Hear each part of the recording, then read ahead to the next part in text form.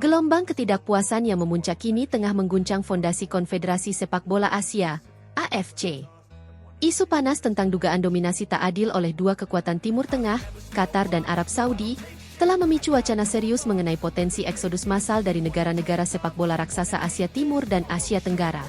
Jepang, Korea Selatan, Irak, dan bahkan timnas Indonesia, dikabarkan sedang mempertimbangkan langkah drastis untuk meninggalkan AFC, atau setidaknya, membentuk aliansi tandingan yang berpegangan pada prinsip keadilan yang lebih terjamin. Ini bukan sekadar rumor biasa. Ini adalah krisis geopolitik olahraga yang menguji masa depan sepak bola di benua terluas di dunia. Ketegangan ini mulai terkuak secara terbuka di tengah persiapan menjelang round 4 kualifikasi Piala Dunia FIFA 2026 zona Asia. Media Irak, SP7 menjadi yang pertama meniup peluit, melaporkan adanya gerakan rahasia di antara negara-negara yang merasa dirugikan. Dilaporkan bahwa Presiden Federasi Sepak Bola Jepang, JFA, Sunyasu Miyamoto, telah mengambil inisiatif untuk menghubungi federasi-federasi kunci lainnya. Pertemuan yang konon melibatkan perwakilan dari Korea Selatan, Irak, dan Australia ini bertujuan untuk membahas pembentukan sebuah aliansi sepak bola baru di luar struktur AFC yang ada. Langkah ini secara jelas mencerminkan titik didih ketidakpuasan terhadap mekanisme pengambilan keputusan strategis di tubuh konfederasi, yang dinilai semakin condong pada kepentingan geopolitik dan ekonomi dua negara Teluk yang kaya raya. Laporan yang diterbitkan pada Jumat, 17 Oktober 2025, bahkan mengklaim bahwa Federasi Sepak Bola Jepang, JFA, dan Asosiasi Sepak Bola Korea, KFA, telah secara resmi mengumumkan niat mereka untuk mundur dari AFC. Lebih mengejutkan lagi, rumor ini menyeret nama Indonesia. Persatuan Sepak Bola Indonesia juga berkoordinasi dengan Asosiasi Sepak Bola Oman. Tulis laporan tersebut mengindikasikan adanya perluasan jaringan konsultasi ke beberapa negara di luar poros utama Asia Timur, termasuk negara-negara yang berdekatan dengan Teluk namun tidak sejalan dengan Arab Saudi atau Qatar. Dukungan dari Irak dinilai krusial untuk memberikan legitimasi politik dan geografis yang lebih luas pada gerakan pemisahan ini. Inti dari krisis ini terletak pada apa yang disebut oleh para pengkritik sebagai monopoli tuan rumah turnamen besar oleh Qatar dan Arab Saudi. Kritik tajam diarahkan pada fakta bahwa dalam kurun waktu yang relatif singkat, kedua negara ini telah mengamankan hak untuk menyelenggarakan ajang-ajang paling prestisius di kancah sepak bola global dan kontinental, yang secara substansial meningkatkan pengaruh mereka dalam pembentukan kebijakan dan jadwal pertandingan di AFC. Qatar menjadi sorotan utama karena dalam rentang waktu hanya 14 tahun, mereka telah menjadi tuan rumah Piala Asia 2 kali, pada tahun 2011 dan kembali pada tahun 2023. Pencapaian ini diperkuat dengan keberhasilan mereka menjadi negara Asia kedua yang menyelenggarakan Piala Dunia FIFA 2022.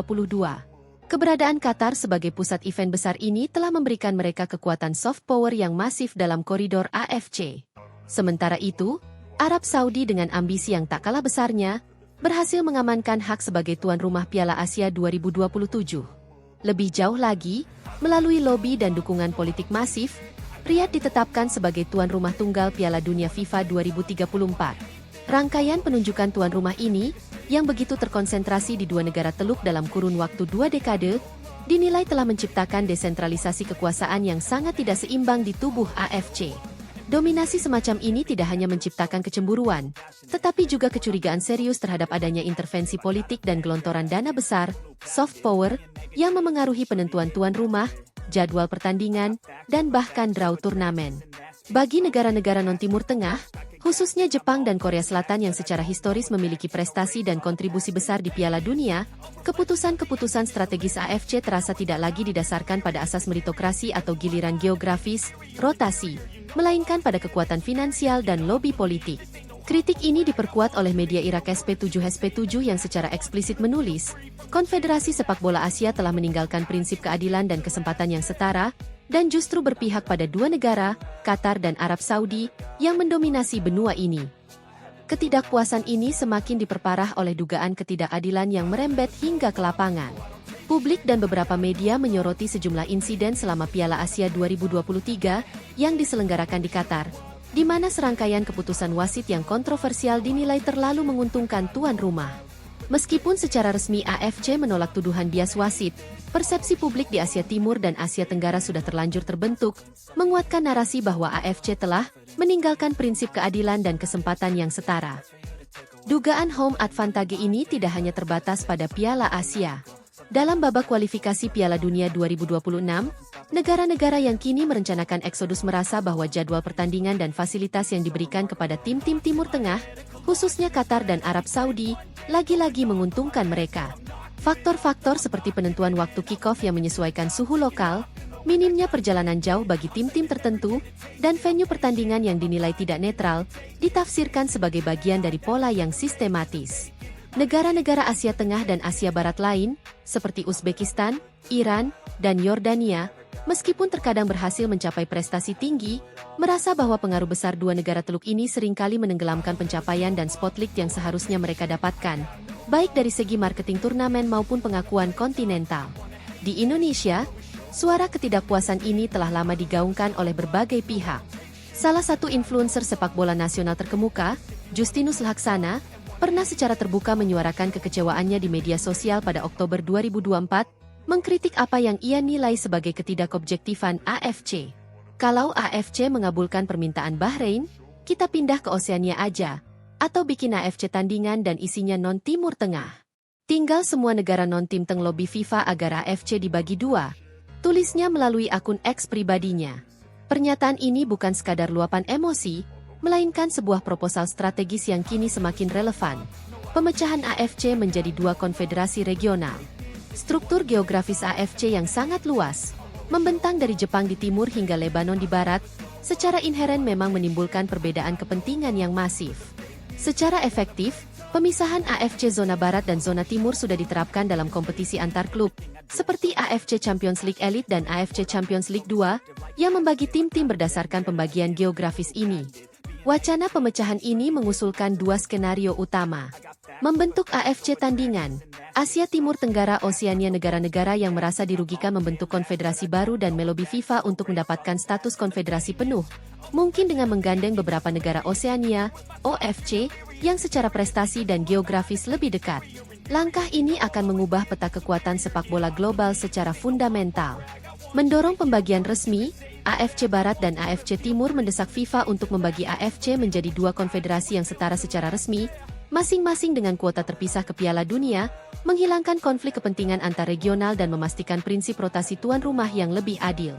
Jika Indonesia benar-benar mempertimbangkan untuk bergabung dalam gerakan eksodus ini, dampaknya akan sangat besar.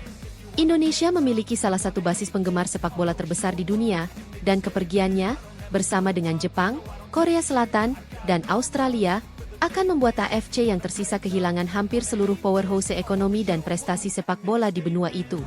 Hilangnya pasar Indonesia yang masif juga akan menjadi pukulan telak bagi nilai hak siar dan sponsor AFC secara keseluruhan. Potensi perpecahan AFC akan memiliki konsekuensi yang jauh melampaui urusan kick-off dan wasit. 1. Dampak geopolitik dan soft power. Perpecahan akan menjadi pukulan telak bagi ambisi Qatar dan Arab Saudi untuk menggunakan sepak bola sebagai alat soft power. Tuan rumah Piala Dunia tidak akan lagi terasa sebagai pencapaian puncak jika turnamen tersebut tidak diikuti oleh raksasa-raksasa Asia seperti Jepang dan Korea Selatan. Hal ini akan mengurangi citra mereka sebagai kekuatan dominan yang tak terbantahkan di panggung global. Gerakan pemisahan ini adalah penolakan terhadap narasi dominasi absolut yang selama ini dibangun. 2. Konsekuensi finansial dan hak siar. Federasi yang meninggalkan AFC berpotensi kehilangan akses ke sebagian dari dana FIFA dan AFC. Namun, negara-negara seperti Jepang dan Korea Selatan memiliki pasar media dan hak siar yang sangat besar. Jika mereka membentuk konfederasi tandingan, mereka bisa menegosiasikan paket hak siar yang lebih menguntungkan dengan fokus pada pertandingan regional, berpotensi menciptakan liga atau turnamen yang lebih menarik secara komersial bagi audiens Asia Timur dan Tenggara, serta menghilangkan ketergantungan pada marketing yang berpusat di Timur Tengah. Negara-negara baru ini dapat membentuk blok ekonomi olahraga yang sangat kuat. 3. Masa depan kualifikasi Piala Dunia. Ini adalah isu yang paling krusial. Jika pemisahan terjadi, FIFA harus memutuskan bagaimana membagi kuota slot Piala Dunia Asia yang saat ini berjumlah 8 atau 9. Pembagian yang tidak adil akan memperpanas konflik. Namun, jika Asia Timur Tenggara membentuk konfederasi baru dengan standar kompetisi yang tinggi, ada peluang bagi mereka untuk memperjuangkan kuota yang lebih besar berdasarkan kualitas kompetisi dan kontribusi historis mereka kepada Piala Dunia. Masa depan sepak bola Asia kini berdiri di persimpangan jalan. Entah tetap bersatu di bawah struktur yang dinilai syarat kepentingan politik dan finansial teluk, atau berani mengambil langkah berisiko untuk membentuk konfederasi baru yang memegang teguh prinsip transparansi dan keadilan olahraga. Gerakan pemberontakan ini bukan sekadar tentang sepak bola. Ini adalah refleksi dari persaingan geopolitik yang mendalam di Asia, yang kini menuntut keadilan bagi semua anggotanya, dari Samudra Pasifik hingga Teluk Persia. Ketegangan ini menandakan bahwa sistem lama AFC mungkin telah mencapai batas toleransinya, memaksa perubahan struktural yang tak terhindarkan.